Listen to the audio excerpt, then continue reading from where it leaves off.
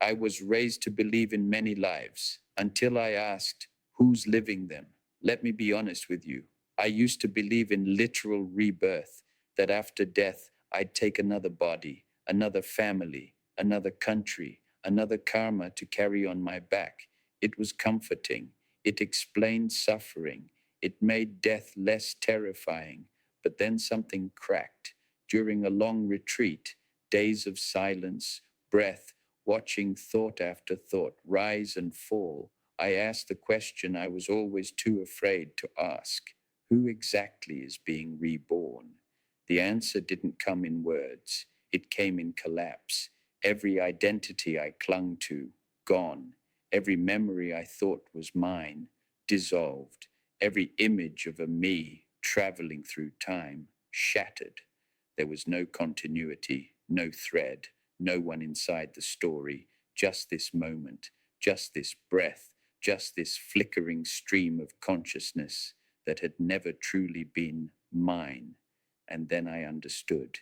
Maybe rebirth doesn't happen after death. Maybe it's happening right now. Rebirth is not a destination, it's a habit. We hear rebirth and think new body, new world, new lifetime. But what if rebirth isn't cosmic travel, but psychological inertia? What if you're being reborn every time you react the same way, every time you cling to the same fear, every time you tell yourself the same story? I'm not good enough. They never loved me. Life is against me. One day I'll be free. These aren't just thoughts, they're reincarnations of the self you refuse to let die. The Buddha didn't ask us to believe in other lives. He asked us to look directly at this one to see how we cling, how we grasp, how we fabricate self moment by moment, and then suffer when that self isn't satisfied. You're not waiting to be reborn. You're already caught in the cycle. It's called samsara, and it spins not because of death, but because of repetition. The comfort trap, why we want literal rebirth to be true. Let's be honest, most of us want rebirth to be real, not because we understand it, but because we fear non-existence. We can't accept that this might be it, that this breath might be all there is. So we imagine another chance, another world, another try. But here's the paradox. Wanting rebirth makes us miss the present one. You keep hoping to start over, while ignoring the only place you ever actually live, now. And here's something harder to swallow. What if the you that wants to be reborn was never truly born in the first place? What if all this effort to escape death is built on a mistake, the illusion that there was a permanent you to begin with? Not believing in rebirth doesn't make life meaningless. It makes life urgent. It means this moment matters, not the next one, not the next life, this one. What the Buddha actually said about rebirth and why everyone gets it wrong. People love to quote the Buddha, but few realize the Buddha never gave a single simple answer to what happens after death.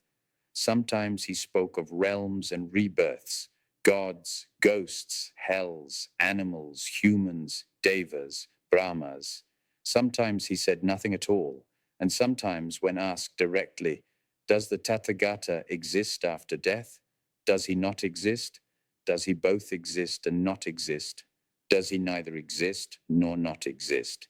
He replied, not with an answer, but with silence. Why? Because every answer creates a concept, and every concept feeds the mind that clings. The Buddha wasn't interested in satisfying curiosity. He was interested in ending suffering, and that meant cutting through belief itself, belief in self, belief in soul, belief in permanence, belief in me continuing forward in time. So when people say the Buddha believed in literal rebirth, I say, he believed in seeing clearly. And when you see clearly, what is there to be reborn? The stream of consciousness, or just the stream? One of the most quoted metaphors in Buddhism is this: just as a flame from one candle lights another, the next life is lit by the karma of the one before. But let's go deeper. What is consciousness, really? Is it a traveler carrying baggage from one life to the next? Or is it just a stream, rising, passing, disappearing, with no one inside it? You might say, but something must continue. Do you say that when a wave rises and fades, when a cloud dissolves into air, when a dream ends at dawn, the stream continues? But the illusion of a self floating down it was never really there. This is not nihilism. This is freedom from the compulsion to preserve something that never truly existed. Karma without a self. Can that even work? Here's a deeper question. If there is no permanent self, how can karma follow us after death? Good question. But maybe it's based on a false assumption that karma needs someone to carry it. Let me offer another view. Karma is not personal, it's cause and effect, echoing through conditions, not ownership. When you light a fire, smoke rises. No one owns the smoke, but it still darkens the sky. When you plant a seed, a tree grows. You may die, but the roots still break the earth. In the same way, your actions echo, not because you travel on, but because the energy release continues until it exhausts itself in full awareness. Karma doesn't need a self, just momentum and contact.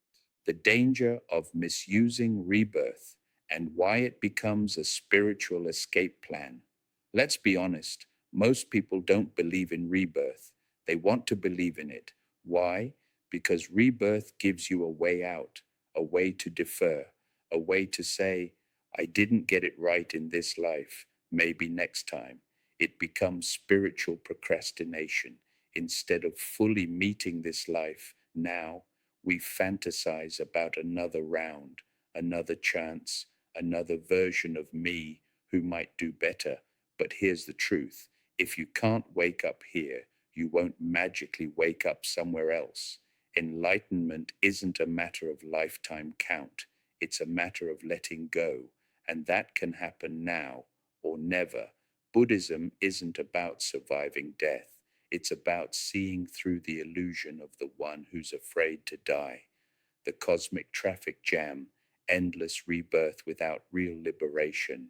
Now imagine this: a soul gets reborn, and again, and again, and again, thousands of lives, in different forms, different genders, different planets, different planes. Sounds interesting, maybe even exciting, but ask yourself, what's actually being resolved?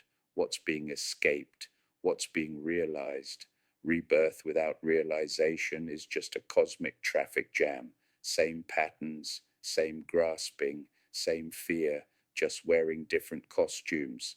This is what the Buddha called samsara, the wheel that spins not because of death, but because of ignorance, and the only exit, not another birth, but the death of clinging itself. The simpler, deeper truth: you don't need another life. Here's a radical idea. What if you don't need another life because this life contains everything? What if this breath, this moment, this exact configuration of pain and joy and longing is your one and only chance? Not because there won't be another, but because none will be more real than this one. The path is not die, rebirth, die, rebirth, eventually get it. The path is die to illusion now, rebirth as presence, live from truth, end the cycle right here. Buddhism is not about surviving, it's about stopping the illusion that there's anyone to survive. Dreams of heaven, fears of hell, and why all realms are inside you. Buddhist cosmology speaks of six realms: hell beings, hungry ghosts, animals, humans, demigods, and gods. To some, these are literal places, somewhere you go after death. But look closer. Haven't you already lived in all of them? When anger burns through your chest, you've tasted hell. When addiction devours you, you've met the hungry ghost. When instinct rules, you've known the animal. When you struggle with ego and envy, welcome to the realm of asuras. When you chase pleasure and success, you dwell among the gods. And when you simply suffer with awareness, you walk as a human. These realms aren't out there, they're patterns within, and so is rebirth. Every time you fall back into old mental habits, that's a return. Every time you react with blindness, that's a descent. Every time you cling, you're pulled into another realm. And every moment you meet what is, fully, nakedly, without flinching, you're free, even for an instant. No hell to avoid, no heaven to chase, only this moment, wide open, beyond memory, beyond time. What actually continues? People ask, if there's no self, how can anything continue after death? And I say, what exactly are you hoping will continue? Your memories, they fade even while you're alive. Your emotions, they shift hourly. Your personality, it's just a set of grooves your brain fell into. You want continuity, but you already live in impermanence. What truly continues is not you, it's the echo of intention, what Buddhists call satana, not the story, the trajectory, like a wave that moves through water, not because the water travels, but because momentum moves through form. So when the body drops, what continues isn't someone, it's influence, direction, residue, until awareness burns it clean. The only real rebirth, the one you choose to stop. People ask, is there really rebirth after death? But maybe the deeper question is there rebirth in your next thought? Because that's where the cycle is real, and that's where it can end. You've lived 1,000 lives already. Even today, you woke up afraid. One life. You put on a mask. Another life. You lied to yourself. Reborn again. You sat in silence. Died for a moment. You loved without agenda. Born fresh. Samsara is not a timeline. It's a rhythm. And you can change it. Not by dying, but by seeing. That's the Buddha's invitation. Rebirth as compassion. Why letting go of self is the most loving act. We often think of rebirth as a personal concern. Will I be reborn? Where will I go? What karma will follow me? But this is still the language of self, still the lens of me. True Dharma asks something deeper. What if letting go of self is the greatest act of compassion you could ever offer this world? Because when there is no self to defend, promote, compare, or fear, what remains? Stillness, availability, presence, love without agenda. You're no longer living for yourself. You're living as awareness. And from that awareness, the pain of others becomes your own, not metaphorically, literally, no boundary, no distinction. And in that openness, something shifts. Rebirth is no longer about you. It becomes a movement of energy that answers suffering with presence. That is what Avalokiteshvara is. That is what Kuan Yin is. That is what the Bodhisattva vow actually means. Not, I'll come back again, but there is no I left to return, only love flowing where it's needed. So, does rebirth exist or not? You want an answer.